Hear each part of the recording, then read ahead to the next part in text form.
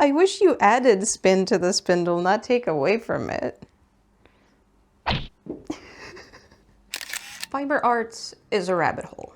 I don't know why. I don't make the rules, I just enjoy the ride. If you've seen my previous video, you know I'm a very new spinner. And if you're new here, hi, welcome, I'm Wolf, and I do stuff and things. Most of those things are related to fiber arts in some way or another. And spinning is one of my newest passions. It hasn't even been a year. I'm about 12 ounces in, that's around 350 grams. About 2/3 of it has been BFL, which is blue-faced luster. That is a type of breed of sheep. And the other third was just fiber mill floor sweepings. So let's call it mystery fiber. And here's what happens when you get into spinning and making your own yarn. A whole world of fiber opens up. Because if you're just buying yarn, right? Let's say here's some Regia sock yarn. 75% virgin wool. What is that? Here's a cone of Holzgarn Super Soft. 100% wool. What kind of wool? If you're a knitter and just dipping your toes into natural fibers, that's probably more than enough for you. But if you start spinning, suddenly you realize there's thousands and thousands of options. There's basically infinite options. I want to expand my horizons. I want to learn more about different fibers and how to spin them and their properties and what they feel like in my grubby little mitts. That's something you hear a lot from spinners, is that a lot of it is about the tactile aspect of it and exploring different textures and feels and different techniques. Because there's so much. Everything just explodes. It's a universe of options just forming in front of your eyes. It's the Big Bang, but it's all woolly and cozy and fascinating. So I figured now's the time to start my journey, and I'm gonna take you along with me, and I hope you enjoy. So the first breed in the list is Bergschaf. My German's a little rusty. I don't know if I'm pronouncing that right. When I first saw the sampler pack, I was like, oh sure, I guess there's just a sheep that's called mountain sheep. Bergschaf just means mountain sheep in German. And this is where I realized that nothing is simple. So the first thing I do when I encounter a breed of sheep I haven't heard of is I open the Fleece and Fiber source book. Maybe I'm just bad at reading, but I don't believe there is a thing called Bergschaf in this book. At least not in the index. So I started trying to figure out what it could possibly be, and turns out there's different kinds of mountain sheep. So I don't know for sure what is meant by just Bergschaf, but I'm going to assume that this is Tiroler Bergschaf specifically, which is an Austrian North Italian breed. Let's just start playing with fiber, shall we? And then we can do studying later. Ooh, this is very hairy and I don't see a label on it. My goodness. I am getting distracted. This is Bergschaf. I'm gonna put everything else away. Oh. I think the first thing I want to do is just grab a nice little chunk and pull it out. So this is our staple length, about the length of my hand. This is really strange. Did I do this right? Because this is measuring like 6 inches. And when I was researching the breed, it was saying it's about 2 to 3 inch staple length. That's interesting. We're already making discoveries. A lot of research I was looking at was saying that it was a fine wool, but then quoting a micron count between 30 and 36, which puts it more in a coarse category than medium. At least according to the Fleece and Fiber source book. But also this is just a different staple length than what I saw online. Now I'm doubting everything about everything. And I'm like, oh, maybe this is a different kind of wool. But maybe it depends. A lot of the sources I was looking at were saying they share their sheep twice a year. So maybe that also has a say. Half I'm going to spin with my wheel and half I'm going to spin with a spindle. And what could possibly go wrong? I need a scale. Hi. Can I sit back down? Watch your pawsies. Thank you. I'm getting a little lower back massage. Okay, it's about 12 grams. 6.2? I'd say that's pretty good for just eyeballing it. Yeah, 5.9, there we go. So 6.2 is gonna be my wheel spin. This bit is gonna go with the spindle. So if you've never used an electric wheel before, they usually come with a little pedal, and all it does is start and stop your wheel. I'm a knitter, so I spin Z and ply S. Here's my leader. Oh yeah, I forgot to show you. There's a little knot here because I was spinning and suddenly things were weird. And I thought I was just bad at spinning, but turns out it was about to break. And when it finally broke, that's when I figured out what was happening. So I just tied it, and it's been working fine. So no need to replace it, I guess. This is gonna be interesting because usually I like being very far away from the wheel when I spin. And obviously I'm not gonna be able to do that here. Hold on. I learned the concept of a sample. I'm gonna grab some finger and weight 2-ply and just have it on hand so that I have something to go off of. I'm not gonna try too hard to match my ideal yarn. Might as well multitask, right? And just use this as practice for my ideal yarn. So this is a piece of Holst garn. It's already been washed, so it's bloomed. I'm gonna tie a knot in the middle, and on one side I'm going to separate the plies just so that I know what I'm aiming for when I'm spinning singles. I never pre-draft my fiber. This is just however the top is. Okay, let's go.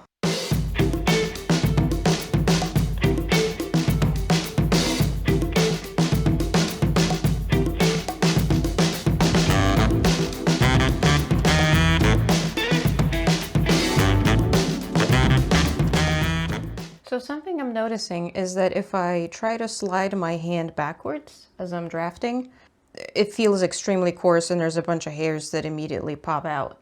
So I don't know if that's just a property of coarser wool or it's just a property of something else here. So all of my samples are, I think, comb top because all of the fibers are very much aligned. The way this wool is behaving, I wonder if carding would be a better method for it. Just because it already looks like all of the hairs just kind of want to stick out every which way. It's definitely not making as smooth of a single as BFL was, for example. Hey, sir. You want to play with fiber too? Well, I'm going thinner now and my consistency is immediately going down. I have a feeling that this... What are we doing? I have a feeling that Tiroler Bergschaf probably doesn't want to be spun very finely. It just doesn't seem like it's very happy with it. I mean, it could just be a skill issue on my end, but it looked nicer when it was a bit thicker. Yeah, I'm seeing like little clumps forming here. Now, something to note is that I don't know what kind of drafting method I'm using at all. It's just what made sense to me, and it just works. There's probably drafting methods that will work better for some types of fiber. And hopefully at some point in this journey, I'm gonna feel brave enough to explore other methods. For now, I'm just gonna do what works for me and draw conclusions from that, and hopefully it's good enough. Oh, this smells so wonderfully sheepy.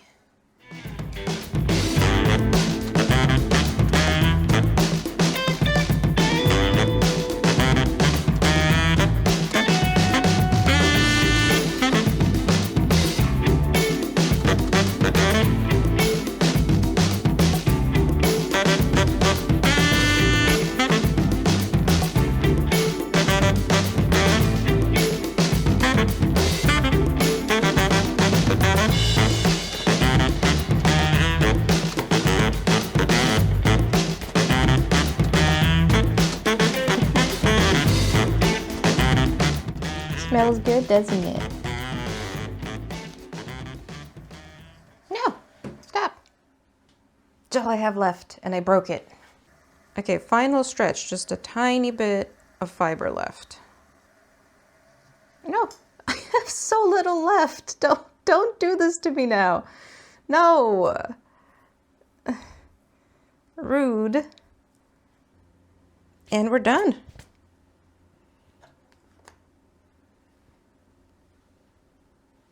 Go. If I need to put away my fiber, I hook it onto this thing and let it twist up and then just park it here on the magnets and then it stays. I don't know if that's how you do it. It's just what I do. Oh, it's so fuzzy. I wonder if I can, how can I show you just how fuzzy this thing is? Look at all these hairs sticking out. See all that halo? That's what I'm talking about. This guy wants to be fuzzy. I can never remember how to do a plying bracelet. So this time I looked it up and I'm going to try to not follow the directions. I'm going to try to remember the directions and maybe then I'll remember. So the first thing I'm going to do is cut this little piece off and keep it as a sample now that I've learned that samples are a thing. This is my little plying sample. So if I compare this to Holst, oh wow! Can you see this? Look how close I got. Look at that. Oh, I'm very happy with myself. So this is very much denser than this. Yeah, so I don't quite know how finishing is going to affect this. I am very impressed how close I got. This is incredible. And this is why you learn from other people. They teach you about things like samples. It makes such a difference. Just, I don't know how I didn't come up with the thought of like, hey, I'm trying to recreate this yarn. And it just didn't occur to me to have a piece of that yarn on hand to compare to. I don't know. Now, do I need to get my Industrious Kate, or can I just do this off of here? Is that a thing I can do? Well, it looks like, yeah, I should be able to do this. So I kind of wind this here a little bit, and then let's see. So I go here. I'm trying to not have too much tension, because if you have too much tension in your plying bracelet, you get very uncomfortable very quickly. Ask me how I know. Yeah, this is definitely a coarser wool than anything I've ever worked with. This is very prickly on my hands. This feels almost like wool used to feel when I first tried working with wool. Oh, here's the end. Remove this off of my finger, and I think I just leave it here. Yeah, this looks about right. Every single time I spin a single, and I'm like, wow, I'm so consistent. And then I start plying it, and I'm like, whoa, this is the worst. And absolute nonsense. And then usually I start working with the yarn, I'm like, oh, this is not as bad as I thought. It's really interesting how it feels and looks different depending on what stage of the process you're on. So Bergschaf definitely seems like a fuzzy type of wool. If you like very woolly, very fuzzy, very rustic yarns, I think this is the fiber for you. I have a feeling it would felt probably really well. Yeah, and I'm definitely, as I feel my fingers sliding across the singles, I feel like I'm fuzzing it up even more. I'm generally not a huge fan of fuzzy yarns. I prefer it when my stitches are very, very clear and very visible. It's called good stitch definition. But that doesn't mean I don't enjoy spinning this and plying this, because it's definitely a very different sensory experience. And it just opens up more possibilities. Like, you know, that's what I think I prefer, but who knows, right? You can always find something new you really love. Different breeds with different properties, they're good for different things. And it's really nice having the knowledge so you can choose the appropriate fiber for what you're making. Yeah, keeping the two singles at the same tension is still something I really struggle with. Even if I'm plying from two separate bobbins, but from a bracelet, it seems extra difficult, and I don't know if I'm just doing something wrong. We're done. Look at this fuzzy little yarn. Well, you can't see it from over there, but I'm gonna get my nitty knotty. I have never measured how many yards or meters I've spun. I don't know what length loop my nitty knotty does, so let's figure that out right now. This is just some random cotton I have lying around. I just need to know what distance we have. So I'm just gonna mark this and cut. This is the length that one trip around my nitty knotty gives you. I have no idea how much this is. Oh, actually, hold on. Smartness. Why measure the whole thing if you can fold this in half? I have a fancy quilting ruler. So obviously none of this is gonna be very accurate, right? And I don't think I care. We're exactly 24 inches. Okay, so 48 inches. One trip around my nitty knotty is 48 inches. What does that mean? How many yards is that? 1.3 yard. Okay, so that's how you find out how much yarn you made. You wrap it around nitty knotty, count how many times you went around, and multiply by the length the round trip takes. So let's do that. If I just open up the single, will that break? I just want to hook the loop of the single. That might be a terrible idea. I'm going extremely slow because once again I was too lazy to pull out my lazy Kate, so I'm still attached to my wheel, and I'm a little bit afraid that that's going to be slightly too much tension and break my wonderful yarn I just spun. Man, it's fuzzy. Oh, this is the end. Wow, that was not a lot of yarn. I wish the camera was pointing lower. I'm sorry. You're missing very cute stretches on a little obstacle course. Hi, what you doing? A sniff? There's already teeth marks in this nitty naughty from you guys. You don't need to put more in there. Thank you. Okay, so this almost made the round trip. There's like 4 inches missing, so I'm gonna count all of the rounds here and then just remove 4 inches, I think. Okay, so 332 inches. 9.2 yards? That's like 8.4 meters. Is that a lot? I don't know. I never work in yards. Actually, never working any kind of length measurement. I just go by grammage. So this doesn't really tell me anything, but maybe it tells you something. Now let's tie this off so I don't have to keep holding it for the rest of my life. So if you're a spinner, do you have a different nitty naughty for just like a tiny amount of yarn like this? I'm genuinely curious. Like, I get you can just make one out of sticks. That's, you know, that's not my question. I guess my question is more like, do you bother? Haha. It is secure. Here's my... Ooh, there's a lot of energy in here. Twist it up in on itself. I don't normally have this happen. I wonder if I severely underplied this. Where? Sample. I don't know. Seems about on par. Maybe this just seems exaggerated because most of the hanks I've made so far have been huge. They've been, you know, like 4 ounces. I don't quite know. This is something to learn. I don't know if this is normal.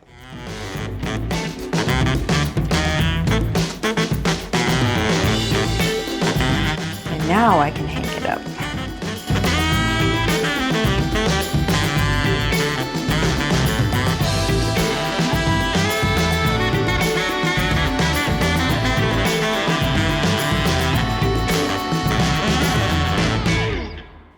Hello. This is very cute. I wonder how much it's gonna soften up as I finish it. I doubt it's gonna be very much. Now that we're halfway through the sample I have, let's learn a bit more about the sheep the sample came from. So, Tiroler Bergschaf is found in Austria and northern Italy, where it's known as Pecora Alpina Tirolese. It was established in the 1930s from a variety of local sheep, but the northern Italian Bergamasca sheep was particularly influential. Given that it seems to be fairly new and well documented from the start, I was surprised to see it called a landrace breed.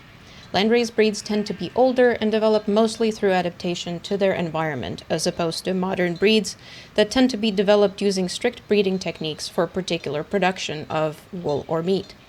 It does seem like Tiroler Bergschaf is well adapted to living in the Alps and is often described as an easy breed to care for, which seems to fit with the general profile of landrace breeds.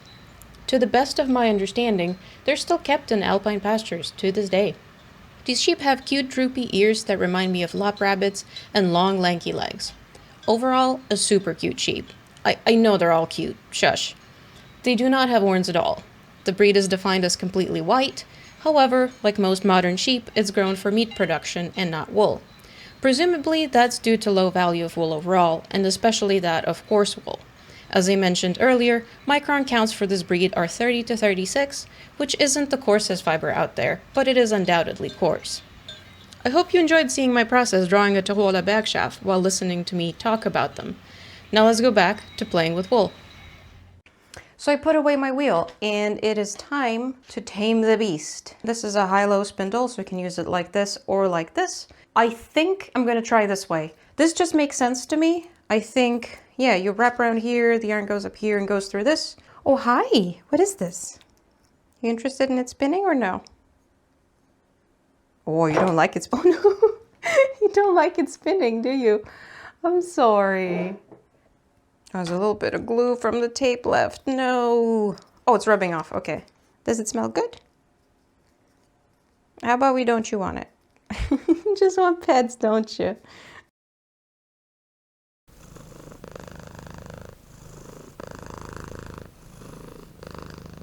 So the first thing I assume you need is a leader. I don't know. I just assume that's what I use with a wheel. So here's a chunk of random cotton. And for leaders, I usually do a...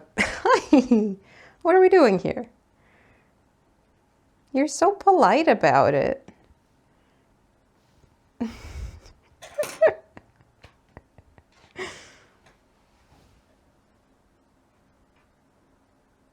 You guys are so gentle.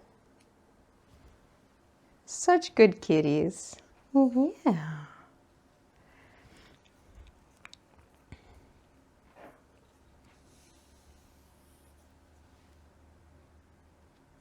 Is it not fun when it does a dangle?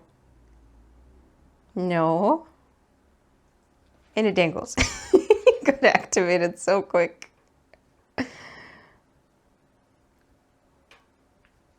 Oh, you ruined it.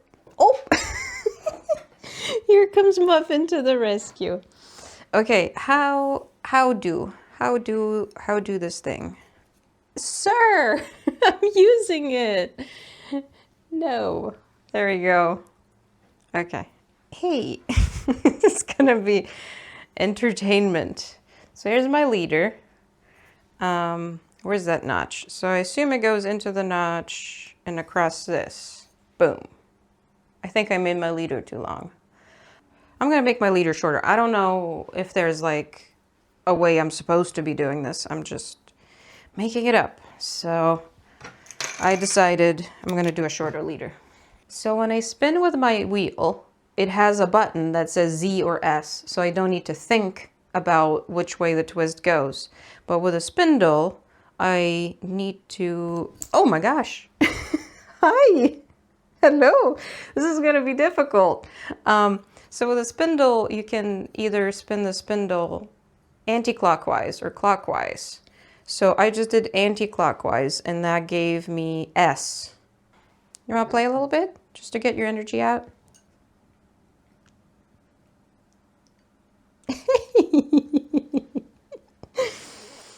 One more time. Get the muscle. Okay, Z. Got it. Will you behave? Can you be trusted? Well, kiss your forehead. That's one way. That's one way to get them away. I see how it is. So let's build up some twist. Oh, I see what people say, that the fiber kind of starts getting in the way. Now, if I just stop like that, I start losing twist immediately. Oh, and I just lost that too. Okay. So I think that's what they mean by park and draft. You just kind of park it somewhere. Okay. Okay, I'm starting to build up too much twist, so I park it.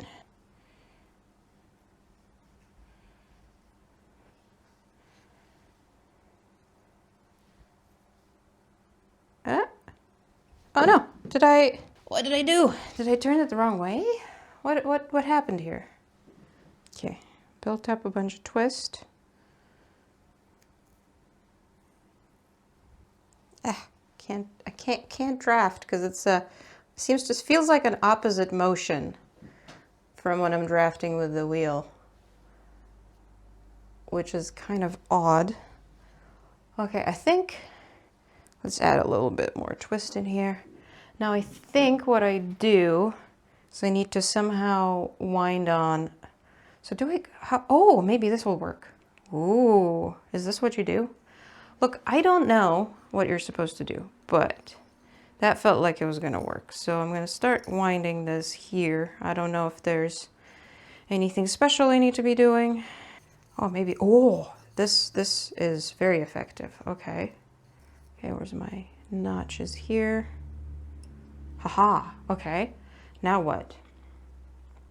Make it go and then try to draft some. Oh, I did it for a little bit. Oh, no, I got too thin. More twist, please. Are we doing okay here? Are you gonna attack my spindle? No, you're gonna get attacked instead. I'm like very scared. There's a cat watching it. Haha, look at you.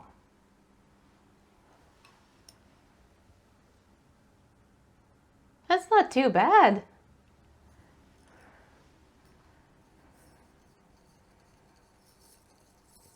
It seems like just using the handle is very effective for everything, for winding it up and twisting it up and everything.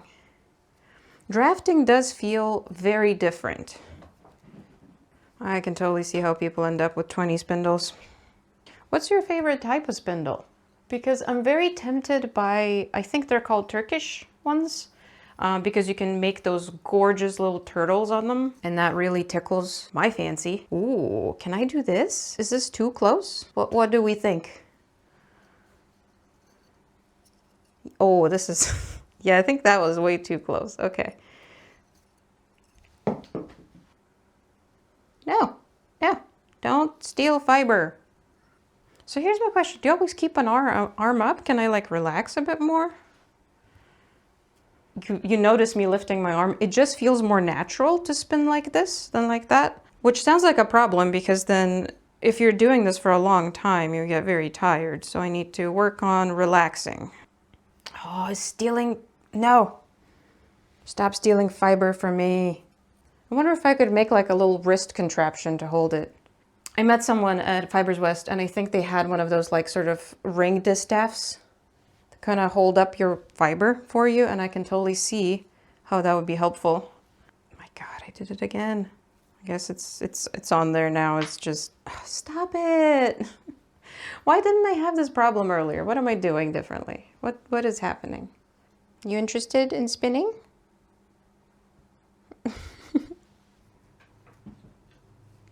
Sir. So before I tried spinning, hi sir, hi. I thought it took an absurdly long time. And it takes a long time, but it's not as crazy as I thought. It's really not that bad. I actually really like this. I'm having such a good time. I wish you added spin to the spindle, not take away from it.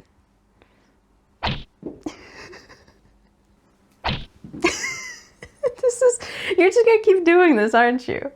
I have so little left. Can I finish? You look crazy.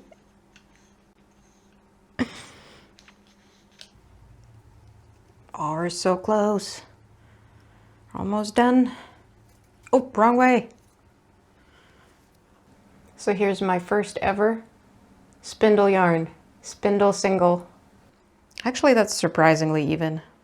I'm very impressed with myself. How do you, is there a way to secure this?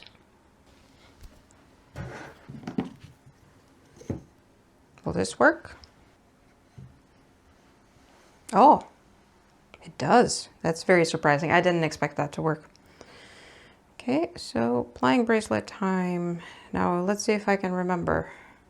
I might have overapplied it actually. I was so concerned that I wasn't gonna have enough energy in there. Yeah, it's pigtailing a lot. I have a feeling I overapplied it by a bunch. Overapplied it, overspun it. Oh, how did you get in the hook? Or maybe it's fine and it just seems like it's more because my spindle is loose as I'm winding this off of it. I don't know.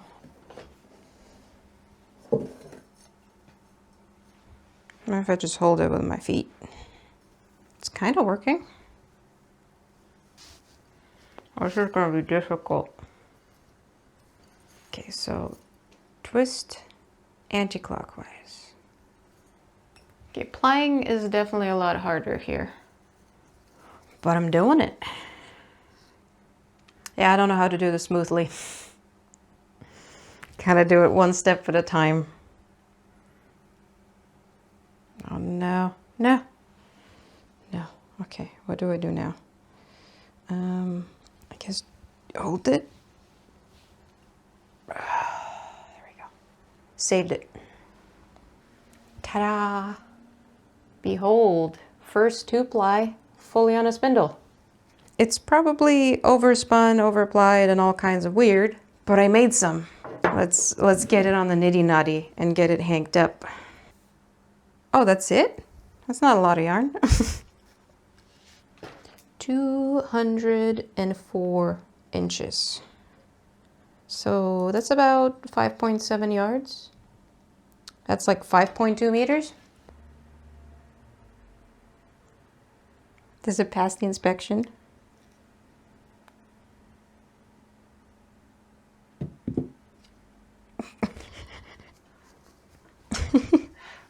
Thank you, that's very helpful. The one that's twisted more is my wheel spun and this one is my hand spun. Thank you for inspecting. So yeah, let's try that one more time. This one, tighter hank, is my wheel spun and this one is my spindle spun. But I am getting extremely hungry and I have to put everything away because my cats will eat things they're not supposed to. So I'll be back for finishing the yarn in a minute. It's time to finish the yarn. I know some people would say there's no reason to.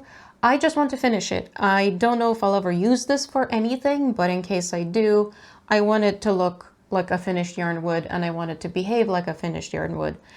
Now before I do that, I'm gonna mark my spindle spun with a little plastic stitch marker because I don't want to forget which one is which.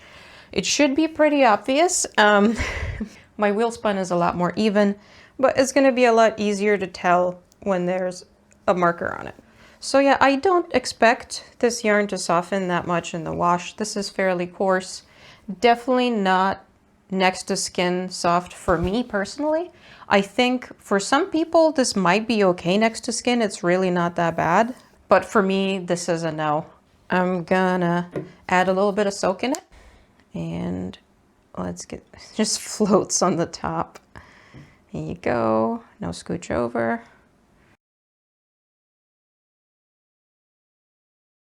You see all these bubbles rising up? That's the air trapped in the yarn coming out.